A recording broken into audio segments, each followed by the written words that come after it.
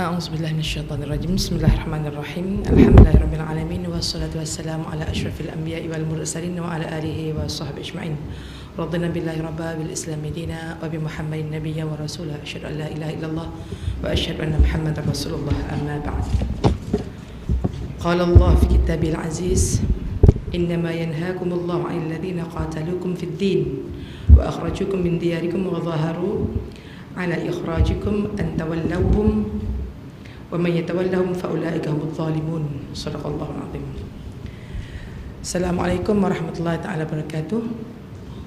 Yang dihormati Tuan Pengurusi Majlis, yang dikasihi semua rakan-rakan muslimin dan muslimat kaki tangan XUK dan PNPK serta Kelantan yang telah pun bersama-sama kita pada hari ini.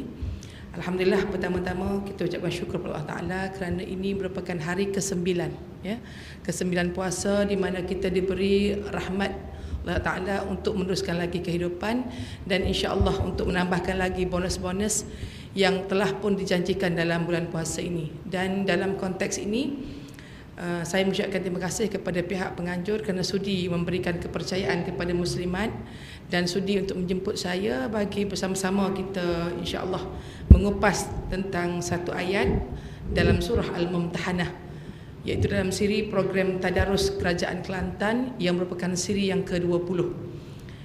Alhamdulillah, tadi saya telah membaca ayat Al-Quran yang bermaksud, sesungguhnya Allah hanya melarang kamu berkawan dengan orang yang memerangi kamu kerana agama dan mengusir kamu dari negeri kamu dan membantu orang lain untuk mengusir kamu, dan barang siapa menjadikan mereka yang mengusir kamu dalam agama dan yang berusaha menghalau kamu sebagai kawan, maka mereka itulah orang-orang yang zalim.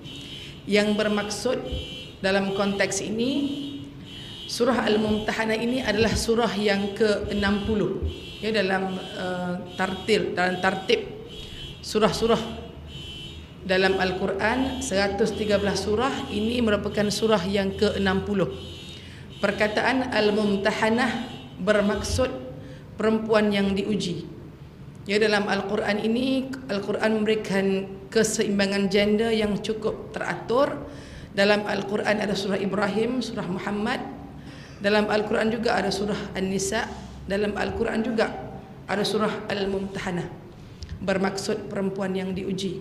Walau bagaimanapun pada konteks kita pada hari ini, kita bukan nak ulas perempuan mana yang diuji itu, tapi insya-Allah kita akan bercakap satu sudut, satu pandangan, satu hukum yang sebenarnya telah termaktub dalam Al-Quran tapi tak pernah kita kupas dari sudut penjelasan secara teratur dan detail. Kerana apa? Pada pandangan kita, setelah kita dijajah, ya, 500 tahun oleh Portugis, Belanda dan Inggeris, mereka berjaya menanamkan satu kepercayaan bahawa agama lain, politik lain. Politik itu pentadbiran. Nak semaya-semaya lah, tapi nak meretah kena ikut kaedah mereka. Sedangkan sebelum ini kita lihat dalam sejarah dunia pun, antara empire, ya, empire yang paling gemilang dalam sejarah dunia ialah empire yang ditadbir oleh orang Islam, Abbasiyah, Umayyah. Yang terakhir Khilafah Uthmaniyah. Ini merupakan antara empire yang paling agung dalam sejarah manusia, kerana empire inilah merupakan antara empire dan kerajaan dan pemimpin yang telah memberikan kesaksamaan dan kesamarataan dari sudut layanan secara politik, sosial dan ekonomi kepada rakyat. So dalam konteks ini, kita insya-Allah akan balik semula, kita akan rujuk semula bagaimana Rasulullah SAW yang dibangkitkan kepada kita bukan hanya untuk menjadi nabi dalam ibadah khusus. Nabi 23 tahun dibangkitkan bukan untuk jadi nabi nak ajar orang Islam solat, nak ajar orang Islam berpuasa. Kita yakin ini cara Nabi, sallu kama raaitumuni usolli. Kita ikut bagaimana Nabi ajar kita solat. Bila berpuasa, kita akan patuh, akan ikut sedaya upaya sunnah-sunnah nabawiyah. Tetapi dalam konteks kita nak menjalani kehidupan berkenderaan, dalam kita nak menjalani kehidupan ekonomi mungkin masa kita beli sayur, kita beli hamba beli yang jual, kita boleh buat. Tapi bila disebut tentang ekonomi makro, bernilai berbilion-bilion, kita mula tak yakin adakah Islam mampu untuk selesaikan masalah ini. Itu belum lagi kita lihat dalam konteks hari ini yang kita nak bincang surah Al-Mumtahanah ayat ke-9 ini, bagaimana Al-Quran yang kita rujuk sebagai ayat yang kita baca dalam solat boleh diterjemahkan secara praktikal, bukan hanya dalam konteks ekonomi, tapi juga diterjemahkan dalam konteks politik. Bagaimana Allah Ta'ala telah memahami, mengetahui, maha mengetahui bahawa manusia yang diciptakan ini akan ada yang Islam, akan ada yang bukan Islam. Allah Ta'ala mengetahui bahawa antara kita, kedudukan geografi kita akan berbeza. Orang di Malaysia tidak memahami apa itu erti musim sejuk, apa itu erti musim panas. Hari ini kita berpuasa di Malaysia 14 jam. Orang di England puasa mereka hari ini 18 jam. Dan orang di Australia hari ini berpuasa 8 jam. Mereka berbeza masa berpuasa kerana masa naik dan turun matahari tak sama. Allah Ta'ala maha mengetahui segala perkara ini, maka dia mengatur Al-Quran ini, memberikan tanzim, memberikan struktur, memberikan sistem yang mana untuk ekonomi, untuk politik dan untuk sosial memang digarap dengan baik dalam Al-Quran. Dan perkara ini Nabi telah pun buat segala-gala dalam masa 23 tahun, menerangkan kepada Abu Bakar, Umar, Ali dan Uthman bagaimana cara untuk mentadbir rakyat dari sudut ibadah, bagaimana nak tadbir dari sudut ekonomi, sampai monopoli kuasa Yahudi di pasar Madinah dipecahkan oleh Abdul Rahman bin Auf. Nabi yang sama juga dalam masa 23 tahun setelah berpindah daripada Makkah ke Madinah, membuat kerajaan di Madinah. Sebaik saja sampai di Madinah, Nabi Muhammad SAW membina masjid. Selepas membina masjid Quba, cerita yang kita tahu, cerita yang kita tak tahu bagaimana Nabi menubuhkan kabinet, kabinet untuk membuat satu sistem pentadbiran negara Islam Madinah, di mana dikumpulkan dalam kabinet ini majlis syuranya yang terdiri 7 daripada Ansar, 7 daripada Muhajirin. Setelah Nabi membuat perwakilan yang dalam bentuk majlis syura ini, tak lama kemudian Nabi memerintah Madinah, dan dalam masa yang sama satu perlembagaan, satu piagam yang namanya Sahifah Madinah telah pun digubal untuk menjadi dasar, untuk menjadi teras, untuk menjadi undang-undang bagaimana negara itu ditadbir. Dalam konteks ini, kalau kita rujuk kepada semua kitab-kitab fiqh yang merujuk tentang keadaan politik, mereka tak meninggalkan ayat ini, iaitu ayat innama yanhaakumullahu 'anil ladzina qataluukum fid din wa akhrajukum min diyarikum wa dhaharu 'ala ikhrajikum an tawallawhum wa man yatawallahum fa ulaika humudz zalimun, iaitu mereka akan rujuk kepada satu ayat dalam surah Mumtahanah di mana Allah Ta'ala telah berfirman, menyatakan, memberikan garis panduan bagaimana hubungan yang perlu dirangka, yang perlu dibuat di antara orang Islam dengan orang bukan Islam dalam pentadbiran sebuah negara. Persoalan yang timbul pada kita pada hari ini, kenapa ayat ini dipilih oleh kerajaan Kelantan? Soalan ini mungkin, ataupun isu ini mungkin tidak berapa relevan yang kita rasa pada awal tahun 90-an, di mana masa tersebut hanya Kelantan yang menang sebagai sebuah negeri, dan ketika tersebut konsep slogan membangun bersama Islam bukan satu konsep yang bagi kita mungkin retorik, mungkin kosong. Tapi hari ini dalam tahap 2008 kita dah menang 5 negeri, kemudian jadi 4 negeri. Kita nak mencapai, nak menuju kepada sebuah negara, bukan lagi sebuah negeri, dalam keadaan situasi yang berbeza. Pada awal tahun 50-an, di mana Malaysia mencapai kemerdekaan, kadar penduduk Islam di Malaysia ialah 85%. Orang bukan Islam, China dan India melalui Jus Solai telah pun dijadikan warga negara, jumlah mereka ialah 15%. Tapi akibat daripada sistem, akibat daripada perubahan geografi, perubahan kependudukan kewarganegaraan, hari ini pada tahun 1990 dan hari ini pada tahun 2012, perangkaan terbaru jumlah rakyat Malaysia daripada 28.3 juta hari ini, 65% adalah orang Islam. Maknanya daripada awal tahun 57 85%, sekarang ini menurun kepada 65%. Itu pun belum kita semak berapa orang yang boleh mengucap, berapa tak boleh mengucap. Berapa orang yang faham Islam sebagai agama, berapa orang yang faham Islam hanya agama yang dia ikut hanya untuk sembahyang. So dalam konteks hari ini, tambah lagi di Kelantan, kita di Kelantan ini 95% rakyat Kelantan Melayu Islam. Jadi nak bercakap soal hubungan non-Muslim dengan kita merupakan satu isu yang agak janggal. Tak kecek tak apalah, mungkin tak ada kaitan mana kita. Dalam kampung kita tu kena sore aja. Kadang-kadang setengah kampung tak ada sore apa. Tapi kalau di kawasan bandar mungkin agak relevan. Tapi itu pun tak signifikan. Tetapi pasca 2008 di mana dibuat satu persefahaman. Sebelum ini ada percubaan dari sudut siasah. Parti Islam se-Malaysia dia buat gerakan dengan APU, buat persefahaman dengan Barisan Alternatif. Hari ini dibuat perkara yang baru, yang hari ini kita kena terima hakikat bahawa Kelantan ini diperintah oleh PAS dan ada persefahaman yang kita buat namanya tahaluf siasi. Apa itu tahaluf siasi dan kaitan dengan ayat Mumtahanah ayat 9 ini? Kaitannya Allah Ta'ala sebut dalam surah yang Mumtahanah ayat ke-8 sebelum ini yang dikupas oleh Ustaz Muhammad Mustafa sebelum ini.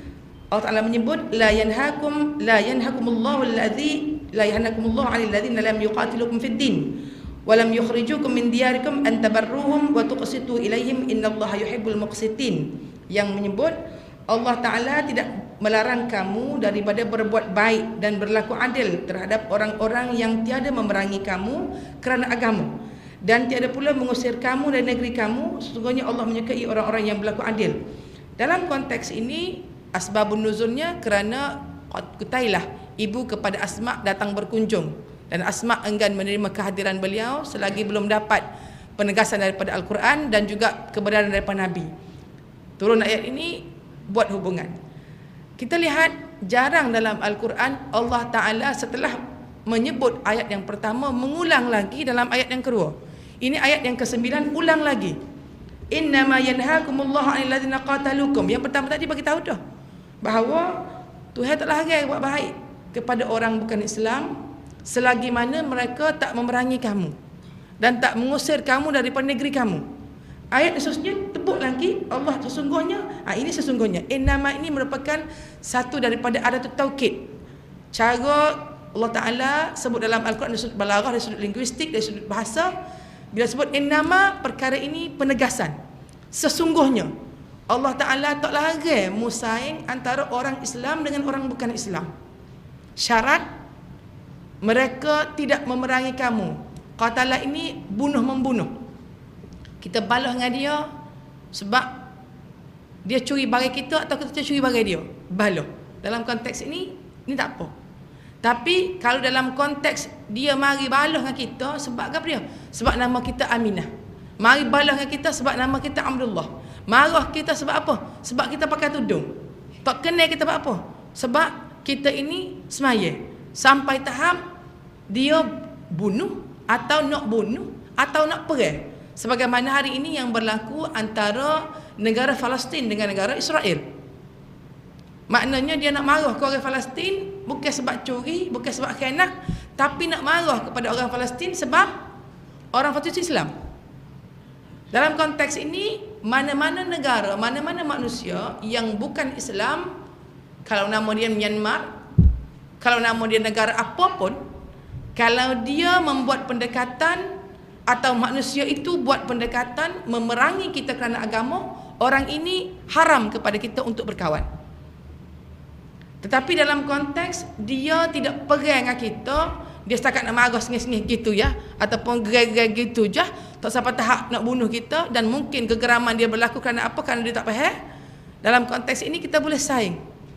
Sebab kalau kita lihat lagi kepada ayat Al-Mumtahanah, ayat yang ke-7, Allah Ta'ala kata kalau orang Islam, kamu berpindah daripada Makkah pergi Madinah, mu tinggal segala anak pinak, harta benda, rumah tangga, kerja buat, mu tinggal di Makkah.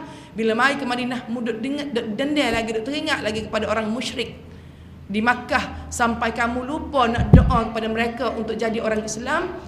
Allah Ta'ala minta orang Islam di Madinah lupakan perkara tersebut, mulakanlah membuat hubungan kasih sayang, doakan mereka jadi Islam. So dalam konteks ini, ketiga-tiga ayat itu berkaitan. Allah Ta'ala tak larang kita melainkan dengan orang yang memerangi kamu dengan agama, kerana agama, dan mengusir kamu dari negeri kamu. Dalam konteks ini, dia balas dengan kita, dia hambak peluk kita daripada Malaysia ni, suruh hidup lain. Dia buatlah apa cara pun, ataupun dan barang siapa menjadikan mereka dan membantu orang lain untuk mengusir kamu, dia tak hambak sendiri. Dia hantar jin, dia pakak, dia buat psycho, dia buat saraf. Last sekali kita pun buku kain, bawa ngatik-ngatik lari ke negara lain. Dalam konteks ini, orang ini juga tak boleh kita berkawan. Dan barang siapa menjadikan mereka yang mengusir kamu dalam agama dan berusaha menghalau kamu sebagai kawan, maka mereka itulah orang yang zalim. Saya teringat peristiwa dalam parlimen semasa saya menjadi senator lagi. Seorang ahli daripada parti MCA bangun untuk minta penjelasan daripada kerajaan, berhubung adakah kerajaan Malaysia akan membenarkan judi bola untuk mengelakkan rakyat berjudi secara tidak sah. Soalan dikemukakan secara umum oleh pihak rakan daripada MCA. Jawapan yang diberikan oleh pihak kerajaan daripada UMNO Barisan Nasional, kerajaan bersedia untuk membenarkan judi bola dilaksanakan dalam negara kita untuk mengekang judi yang tidak sah. Bila kerajaan Kelantan mengharamkan judi, timbalan Menteri Besar kita dikunjungi oleh Presiden MCA, menyatakan hasrat untuk saman kerajaan Kelantan kerana kerajaan Kelantan melarang orang berjudi. Tindakan dibuat oleh kerajaan negeri, kita lawan balik, dan saya difahamkan awal bulan ini keputusan yang didapati daripada peringkat mahkamah di Putrajaya, kerajaan Kelantan menang dalam kes MCA lawan kita untuk kes judi. So dalam konteks ini, mereka lawan kita bukan lawan kerana benda lain, tapi lawan kerana prinsip agama. Sebab itu dalam konteks ini, kita tidak boleh buat tahaluf siasi dengan MCA. Sebab secara terang-terangan, secara kerajaan, secara terbuka, mereka buat satu benda yang lawan kita kan agama. Dan saya nak menjelaskan sedikit kepada semua muslimin muslimat, wakil daripada DAP adalah antara senator yang konsisten membuat usul dalam Dewan Negara meminta agar arak diharamkan dan penjualannya dihadkan. So dalam konteks ini, walaupun pelbagai momokkan cerita dibuat dalam media, baloh kat luar tak jadi. Kalau orang dalam cara dalam mahkamah, dia tak kira hak kecil luar, dia kira dalam mahkamah. Supaya kita duduk luar lah, buat gini-gini. Keputusan kita luar tak kira, keputusan dalam masyarakat kira. Di luar, media boleh paparkan macam-macam, TV3 boleh rakyat macam-macam, Pusat Malaysia boleh rakyat macam-macam. Tapi apa yang binding, apa yang mengikat ialah apa yang berlaku dalam parlimen. Sebab itu adalah tempat tertinggi untuk kita gubal polisi, untuk kita buat undang-undang. So dalam konteks ini, sampai masa Dewan Ulama, pihak ulama tertinggi kaji balik pendekatan yang kita namakan tahaluf siasi. Tahaluf siasi ini bukan persefahaman akidah, bukan persefahaman ekonomi, tapi tahaluf siasi ini adalah satu kerjasama politik yang hanya berdasarkan untuk mendapat undi majoriti kerana negara ini, negeri ini tidak boleh kita tadbir, melainkan kita kena tadbir bersama-sama dengan orang bukan Islam. Bila ada dua pilihan antara orang bukan Islam yang lawan Islam secara soreh dengan orang bukan Islam yang bersedia untuk berbincang tentang konsep-konsep Islam, dalam konteks ini kita boleh buat hubungan, dan ini digariskan, dibuat berpandukan kepada beberapa persefahaman dan konteks. Dan ini bukan satu tahaluf siasi yang ikat mati. Maknanya sekali kita janji ni tak boleh buat apa dah lah. Bukan tahap tu. Sebab tahaluf siasi ini satu kerjasama politik yang kita buat sebab di Malaysia ni kok mana-mana pun kena benar majoriti. Jadi kalau nak menang majoriti, kalau kita tak bergabung dengan orang bukan Islam, boleh kata hampir semua kursi parlimen kita mungkin tak mampu nak menang, atau boleh menang pun sedikit sangat. Sebab persempadan semula yang dibuat oleh SPR melalui aturan yang dibuat oleh UMNO Barisan Nasional telah pun menggariskan semua tempat kebiasaannya akan ada campuran, kawasan-kawasan campuran. Jangan sangat kawasan yang langsung tidak ada campuran. So dalam konteks ini, untuk kita membuat satu persefahaman bahawa tak boleh langsung untuk kita berhubung, perkara ini sebenarnya agak bersalahan dengan sunnah. Nabi Muhammad SAW tadi saya sebut telah pun menggubal satu piagam yang namanya Piagam Madinah, dan penting untuk muslimin muslimat kaki tangan SUK, PMBK, AI Kelantan untuk kaji apa itu 47 fasal dalam Piagam Madinah. Antara perkara yang disebut dalam Piagam Madinah ialah di bawah section ataupun fasal 25 bahawa kaum Yahudi dari Bani Auf adalah satu ummah bersama orang-orang mukmin. Mereka bebas dengan agama mereka sendiri iaitu Yahudi, dan orang Islam dengan agama mereka iaitu Islam. Begitu juga orang-orang yang sekutu dengan mereka, dan begitu juga dengan diri mereka. Melainkan sesiapa sahaja yang berbuat zalim dan berbuat dosa, maka hal itu tidak akan menimpa melainkan dirinya dan keluarganya sendiri. Ini konsep yang disebut Al-Hurriyah dalam Piagam Madinah, yang menyebut dalam negara Madinah ada orang Yahudi yang kekal dengan agama Yahudi, ada orang Islam yang ada dalam agama Islam. Lakum dinukum waliyadin. Maknanya Nabi Muhammad SAW secara ikrar, secara tasdik, secara perbuatan telah pun mengiktiraf wujudnya bangsa lain, agama lain dalam negara Islam Madinah. Jadi siapa kita pada hari ini untuk menafikan, menidakkan dan mahu menghalau semua orang yang tidak Islam semata-mata bila kita nak jadi kerajaan, kita nak pastikan semua orang yang tak Islam tak dalam negara kita. Sebab ini perkara yang berlaku secara fitrah. Jadi bagaimana, had mana, polisi macam mana yang kita nak buat kalau kita ini bersama dengan orang bukan Islam dalam tahaluf siasi? Kita dalam tahaluf siasi ini, dia ada beberapa kewajipan asas. Sebagai warga negara ataupun warga negeri duk Kelantan ni, kalau orang di AP ke, orang MCA lepas pada ni, kalau dia tiba-tiba ubah prinsip dia ke, orang PKR ke, orang gerakan ke, yang bukan Islam yang nak bersama-sama dengan kita untuk tahaluf siasi ni, dia ada benda-benda asas yang mesti dipatuh sebagai warga negara. Yang pertama, menjaga dan mempertahankan negara sebaik mungkin. Setiap warga negara hendaklah bersedia untuk mempertahankan negaranya, dan hal ini disebut dalam Piagam Madinah Fasal 44 yang menyebut bahawa hendaklah membantu mempertahankan kota Yathrib daripada mana-mana pihak yang mencerobohnya, iaitu kota Madinah. Dalam konteks ini, tadi ayat Quran kita baca surah Mumtahanah ayat ke-9 ayat kata, siapa-siapa hok nak halau kita daripada negeri atau bantu orang lain untuk halau kita daripada negeri, orang ini tak boleh berkawan. Tapi orang yang tidak menghalau kita daripada negeri kita, tidak bantu orang lain untuk menghalau kita dari negeri kita, orang ini kita boleh berkawan. So bila mereka jadi warga negara kita, mereka tak memerangi kita kerana agama, dan mereka dalam konteks ini jaga diri mereka dan sama-sama jaga negeri Kelantan, jaga negara Malaysia. Orang ini kalau ikut bukan hanya persefahaman hari ini, tapi berdasarkan kepada Piagam Madinah yang dibuat oleh Rasulullah SAW, dia berkewajipan untuk bantu mempertahankan negara, dan dalam konteks ini kita boleh buat hubungan dengan dia. Ini yang dipanggil tahaluf siasi. Bukan mesti akidah sama baru pakat-pakat jaga negara. Duk.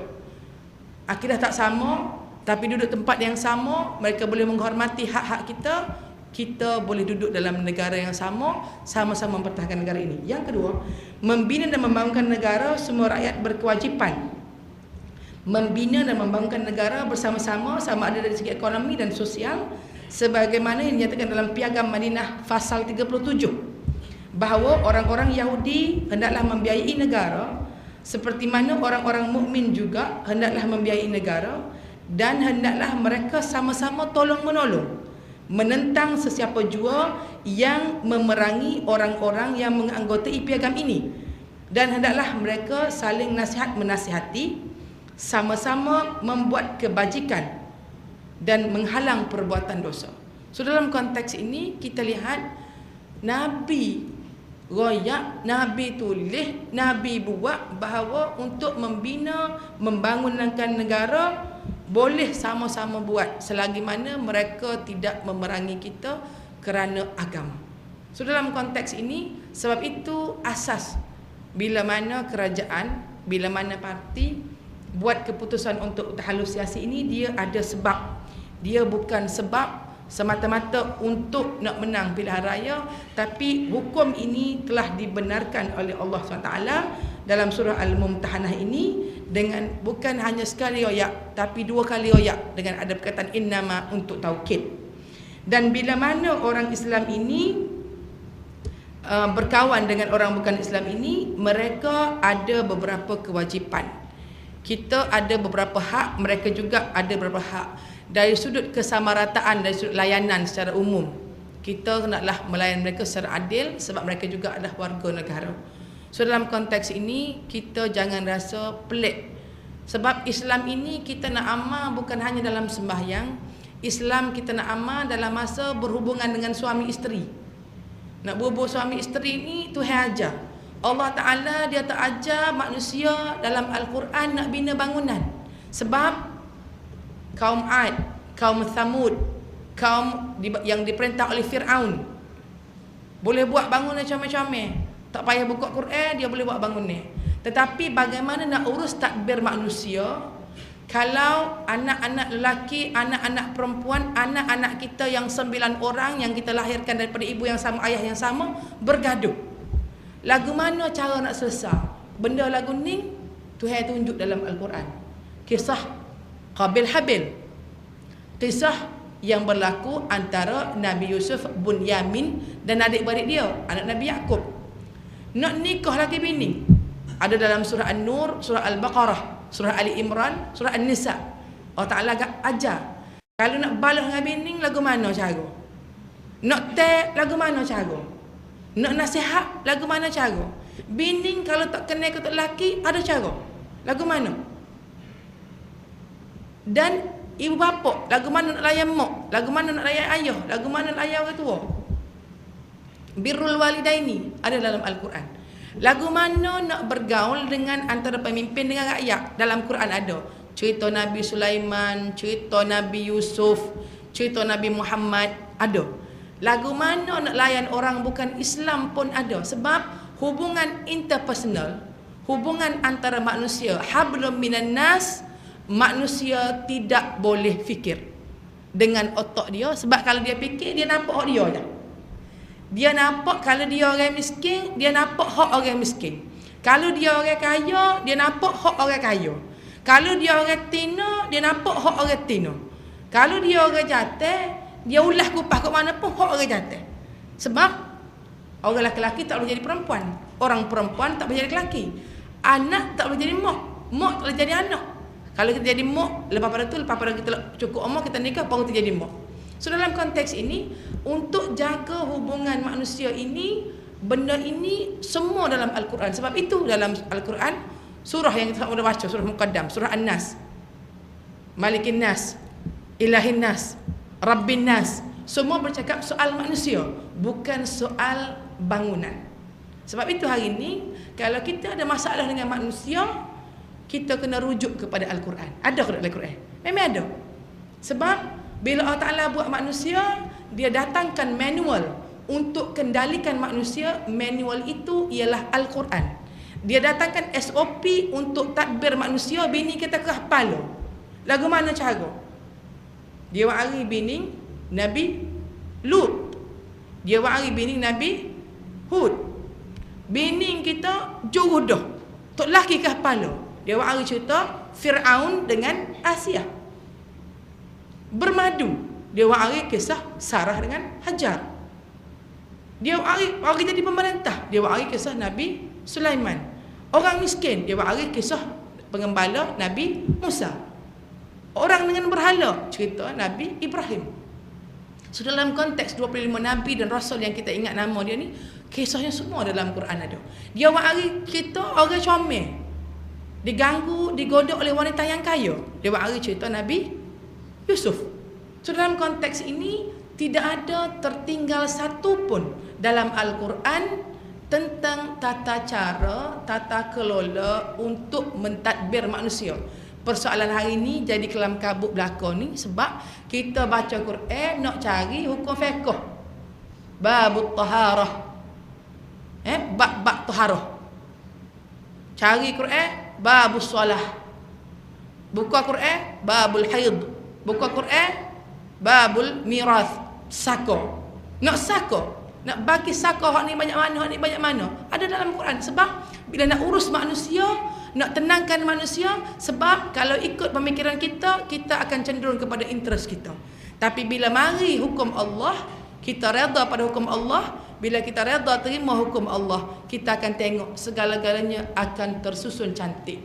Cuma hari ini tinggal kepada kerajaan Kelantan, tinggal pada kerajaan Malaysia, tinggal pada kerajaan kita di rumah tangga untuk ekstrak, untuk ambil, untuk apply segala hukum-hukum yang ada dalam Al-Quran untuk kita terjemah. Hari ini bagaimana dalam konsep tahalluf siasi. Nak jadi tahalluf siasi, dia ada syarat. Bila buat tahalluf siasi, dia ada perkara yang dipanggil syura. Bila syura, ini bermaksud kita bincang. Bila kita bincang, mesti ada isu. Bila ada isu, mesti ada masalah. Hari ini dalam TV dia tunjuk Pakatan Rakyat, negeri ni lagu ni, negeri ni lagu ni. Dia tunjuk masalah. Muslimat dan muslimin sekalian, tidak ada rumah tangga tanpa masalah.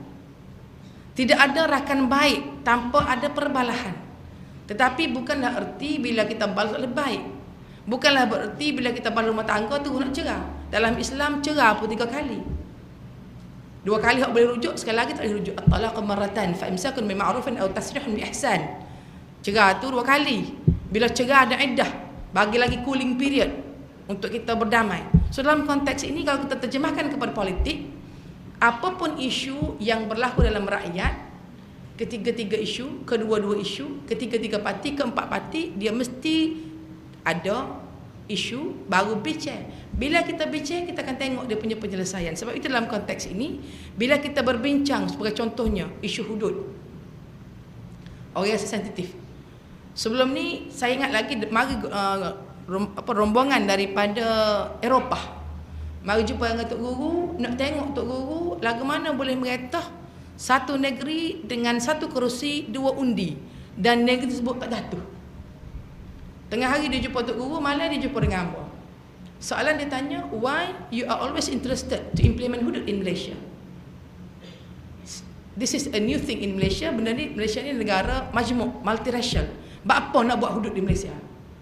Jawapan saya mudah je pada mereka. Nak buat hudud di Malaysia ini sebenarnya bukan perkara baru. Malaysia ini dulunya adalah Tanah Melayu. Sebelum Tanah Melayu, ini adalah Empayar Melaka. Kerajaan Melaka naik kerana para mesyuarat terima Islam. Setelah para mesyuarat terima Islam, jadi Muzaffar Shah diperintah oleh banyak-banyak lagi raja sampai Mansur Shah. Di sana ada Kanun Jenayah Melaka. Kanun Jenayah Melaka adalah 100% hudud. So, kalau kita nak implement hudud, artinya kita nak implement balik apa yang telah dibuat oleh kerajaan sebelum ini. Ini bukan perkara baru dan ini diterima sebagai lex loci ataupun undang-undang of the state dalam kes Ramah Latun bila berhubung di antara undang-undang mana nak dipakai dalam kes berlaku di zaman Inggeris. So dalam konteks ini sebenarnya kalau kita nak pergi balik, cuma hari ini selepas kita diperintah ditadbir dengan cara pemisahan politik dengan Islam sampai orang bukan Islam takut kepada Islam. Saya pergi ke Australia minggu lepas. Saya diinterview oleh ABC, Australian Broadcasting. Soalan dia kepada saya, bagaimana kerajaan Kelantan boleh tadbir rakyat? Rakyat pakai tudung, rakyat tak pakai tudung. Apa persepsi rakyat pakai tudung kepada orang yang tak pakai tudung? Saya kata pada dia, this is a mere dress code. If Muslim can respect the non-Muslim, apa saja yang mereka pakai, kenapa orang bukan Islam tak boleh terima apa yang mereka pakai? Lakum dinukum waliyadin. Aku nak pakai terabuh 3 lar, pala aku nak pakai piah 3 butir. Pala kita. Nak jalan pakai topi keledar atau sepecah. Lepas naik motor. Sebab panik kita berpuluk. Kau tak boleh marah kita. Pala kita, kecuali kita gaya topi keledar pakai tak pala dia. Dia lupa dengar lagu tu, dia kata, menjolok juga. Sekarang di Kelantan tak ada masalah. Orang pakai Islam, mesti kita pakai tudung. Sebab kita pun bertimbul, kita tutup aurat. Tapi dalam hari ini yang saya bangkang dalam parlimen ialah, bila mana, saya sebut dalam parlimen perkara ni, saya pergi ke Mekah, saya tengok pramugari yang namanya Jocelyn, pakai tudung. Saya kata, are you Muslim? No, I'm not Muslim. Kenapa pakai tudung? Tak boleh puan, untuk penerbangan haji, semua pramugari kena pakai tudung. Ini bagi saya melanggar hak asasi dia. Sebab kita kena hormat huriah dia. Selagi mana dia bersopan, ikut kaedah dalam negara pun dia boleh pakai. Kenapa kita suruh pramugari yang bukan Islam pakai tudung ketika musim haji, tapi tak beri pramugari yang Islam pakai tudung ketika mungkin musim bukan haji? Hak ni masalah peling, dia peling. Hak tak wajib pakai, suruh pakai. Hak wajib kena pakai, nak pakai dia tak beri. Ini perkara yang perlu kita fahamkan kepada semua orang. Orang Islam, dia punya wasatiyah itu bukan wasatiyah kalau pakai kain semaya nampak berat, cabut tudung tu wasatiyah. Wasatiyah itu ikut Quran. Sebab Islam ini agama yang sederhana. Dia suruh semaya, ada masa bukan semaya, boleh relax.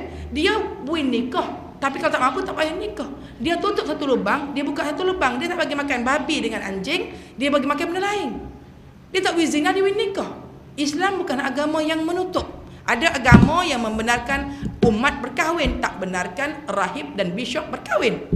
Islam tidak. Kamu ada nafsu, kamu boleh kahwin. Kita disuruh tutup aurat, bukan disuruh pakai tudung. Sebab tu Ustaz Azhar kata, kalau nak saya pakai tudung, nak pakai beldi pun tak apa. Buat lubang 2 butir dekat mata tu, pakai beldi, tak ada masalah. Yang penting tutup aurat. Nak pakai gun, tak ada masalah. Lah ni dia silap faham. Bila dia sebut tutup aurat, dia kata tutup rambut. Sebab itu ada yang pakai tudung, tapi baju ketat sampai nampak habis pakai seluar dalam. Kita tutup aurat, aurat tak nampak, bukan bungkus aurat. Ini konsep yang perlu kita faham. Sama juga tadbir negara ini ikut cara Islam, ikut negara kebajikan itu lagu mana. Time kita agak semaya, bolehlah semaya. Saya tengok lagi awal-awal saja senator tahun kedua saya sebut dalam parlimen, bila negara ini sebut tentang KPI, ada menteri khas tentang KPI. KPI untuk naik pangkat, KPI untuk itu, KPI untuk ini. Saya kata, boleh tak kerajaan Malaysia benarkan rakyat Malaysia pergi haji awal, buat pelbagai skim untuk galakkan semua rakyat kaki tangan kita pergi Mekah awal. Dan untuk naik pangkat kena cek solat, sebab di semua pejabat kerajaan ada musola. Kaki tangan dan pegawai atasan yang Muslim boleh semak. Staf dia ni cukup duduk solat, sebab integriti di Malaysia sangat teruk. Orang yang jaga solat, dia mungkin juga tidak amanah, tapi dia punya kategori sangat sedikit nak banding orang yang tak solat. Bila saya bahas perkara ini, saya minta kerajaan laksanakan melalui Menteri KPI. Tiba-tiba yang datang jawab menteri daripada Jabatan Perdana Menteri. Dia mari jawab ikut Seksyen 8, negara Malaysia ini negara yang mengamalkan hak sama rata, maka tidak boleh untuk kita pastikan orang Islam sembahyang di Malaysia. Sebab kalau kita suruh kaki tangan Islam kita solat, apa akan jadi kepada kaki tangan China dan India? Mana sabar ke tu? China dengan India tak pernah sembahyang, cek apa dia nya? Orang tak nikah, tak perlu layan suami. Ini hak mu nikah, kalau tak nikah layan suami, mana boleh kahwin tak nikah, tak saya. Orang ni Islam, orang ni lah buat benda hak dia kena buat. Sebab bila kita terima Islam, udkhulu fis silmi kafah. Mu terima Islam, terima semua. Jangan terima Islam solat, jangan terima Islam zakat sahaja, jangan terima Islam haji saja. Terima Islam, terima dengan buku-buku, dengan akidahnya, dengan siasahnya, dengan ekonominya, dengan sosialnya. Sebab Nabi dah buat dah, praktikal. Dibuat oleh sahabat-sahabat Khilafah Uthmaniyah, Khilafah Umayyah. Jadi pun sebab hari ini kita takut, kita tak berani nak kupas Quran. Dan dalam konteks ini kita nak minta untuk perkara-perkara yang insya-Allah kita nak laksanakan dalam negara, negeri ini tak boleh kita berikan sebarang arahan kecuali kita ada kuasa. Mana-mana lelaki tidak boleh menguasai mana-mana perempuan melainkan dengan perkataan qabiltu nikahaha, aku terima nikahnya. Perempuan tak wajib patuh kepada suami melainkan setelah jadi suami. Jadi suami, jadi isteri, diberi kuasa, menerima kuasa. Dalam konteks nak melaksanakan apapun undang-undang keluarga, dua ini kena setuju. Dalam konteks nak bina negara, nak tukar polisi daripada sistem riba kepada sistem Islam, nak tukar rumah 3 bilik, nak tukar kepada sistem orang tak mampu kita bagi az-ziwaj, nak orang tak mampu kita bagi al-it'am, nak tukar sistem-sistem ar-rahnu daripada gadaian konvensional kepada gadaian Islam. Semua ini memerlukan kuasa politik. Dan hari ini seluruh dunia, semua gerakan Islam pasca 1924 setelah kejatuhan kerajaan Uthmaniyah telah pun terima hakikat bahawa sebelum ini gerakan Islam termasuk Ikhwanul Muslimin sebelum ini mengambil pendekatan tak nak terlibat dalam politik, tapi Parti Islam Malaysia ambil keputusan untuk terlibat dalam politik sebab kita percaya tanpa kuasa, tanpa demokrasi dalam bentuk kita mengundi begini, menyertai pilihan raya, kita tak boleh menyumbangkan sesuatu dalam negara.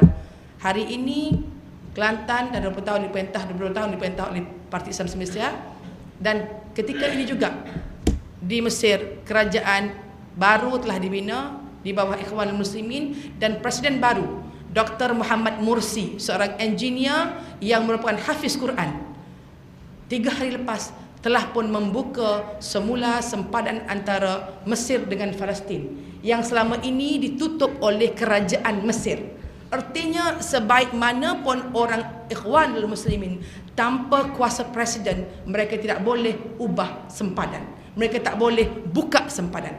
Hari ini dalam Parlimen Mesir ada 140 orang hafiz Quran.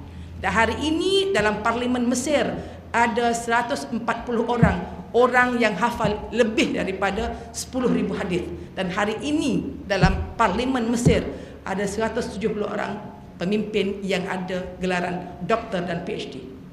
So dalam konteks ini kita lihat, kalau kita nak ambil pendekatan bagi aku, agama aku tak campur dengan orang lain, aku campur dengan politik, konteks ini untuk solat mungkin praktikal untuk solat dalam rumah sahaja. Rabbana hab lana min azwajina wa dhurriyyatina qurrata a'yunin waj'alnal muttaqina imama. Ya Allah, hatiku jadikanlah aku ni baik, anak aku baik, pasangan aku baik, jadikanlah aku ni pemimpin kaum yang bertakwa. Kita baik, anak kita baik. Tubik luar rumah, anak kita kena nikah anak orang lain, tak nikah sama sendiri. Luar rumah dia buat undang-undang, tubik rumah kena cabut tudung. Bukan orang Indonesia lah, tapi nak bila kerajaan itu merintah kayak lagu tu, kena cabut tudung. Di Turki sebelum ini dia kena buka tudung, nak masuk universiti buka tudung. Hari ini bila kerajaan yang diperintah oleh Erdogan jadi kerajaan, dia tak suruh rakyat pakai tudung, dia tak pindah lagi undang-undang, tapi bila isteri presiden pakai tudung, orang ramai pakai tudung. Jadi annas ala dini mulukihim, rakyat itu mengikut apa agama pemimpin mereka. Kalau negeri ini diperintah oleh menteri besar, ulama, tadarrus Al-Quran, kaki tangan SUK wajib hadir. Kalau negara ini diperintah oleh orang yang tak faham salat, di parlimen kita minta boleh tak berhenti waktu asar sekejap untuk kita solat bagi mereka. Tak apa, boleh tukar-tukar lagi solat. Dan kita jangan lupa dalam konteks hari ini, bila kedudukan Barisan Nasional dengan Pakatan Rakyat 50-50, bila-bila masa sahaja undang-undang akan digubal dan undang-undang akan memerlukan undi. Jadi kalau tak undi, lagu mana ahli parlimen nak semaya? Saya di parlimen baru ni, kalau tak undi, tubik mata ya orang panggilan. Sebab kurang suara, undi lain. Boleh kalau. Sebab bagi mereka semaya ni tak apa, lawak sendiri.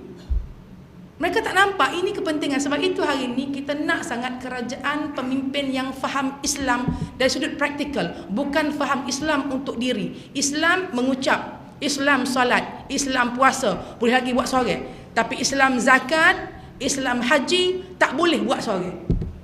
Kalau setakat benar rakyat buat zakat, buat haji, orang Rusia, negara komunis pun pergi haji. Tapi hari ini kita nak praktikalkan haji ini dalam kehidupan.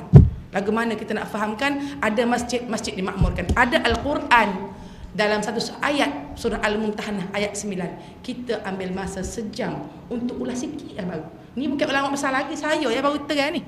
Kalau kita mari ulama besar lagi, dia terang lagi, mungkin perlukan 9 hari 9 malam nak royak tentang hubungan orang bukan Islam dengan orang Islam. Nak royaknya Quran ini perlu dikupas, banyak lagi ilmu yang kita tak tahu. Sebab itulah kita mengharapkan negara ini akan ditadbir dengan cara dan dengan kefahaman bahawa orang Islam perlu menguasai, memahami dan menyertai demokrasi dan pilihan raya ini untuk sama-sama mengubah polisi-polisi dalam negara ini agar negara ini akan ditadbir bukan hanya selamat di dunia tapi juga selamat di akhirat.